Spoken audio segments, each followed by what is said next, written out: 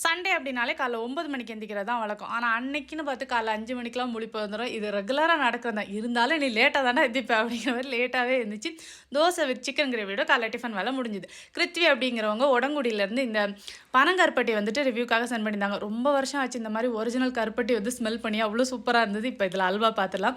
125 gram அளவுக்கு அந்த கருப்பட்டி, அதுக்கப்புறம் பாதி கப் தண்ணி ஊத்தி, இந்த மாரி நல்லா கரைச்சி எடுத்துட்டு, இன்னொரு பேன் எடுத்து கொஞ்சம் நெய் ஊத்தி, அதில முந்திரி ரோஸ்ட் பண்ணதுக்கு பிறகு பாதி கப் அளவுக்கு இடியாப்ப மாவு உண்டுல, அதையும் போட்டு நல்லா ரோஸ்ட் பண்ணிக்கோங்க.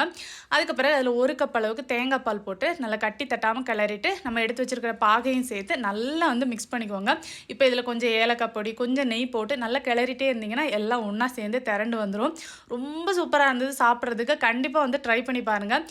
நான் வந்து இப்போ இந்த ஒரிஜினல் கருப்பட்டி கிடைக்கிறதே இல்ல அப்படின்ட்டு, நான் வந்து ஃபுல்லா நாட்டு சர்க்கரை தான் யூஸ் பண்றேன். எனக்கு இந்த கருப்பட்டியோட ஃப்ளேவர் ரொம்ப பிடிச்சிருந்தது.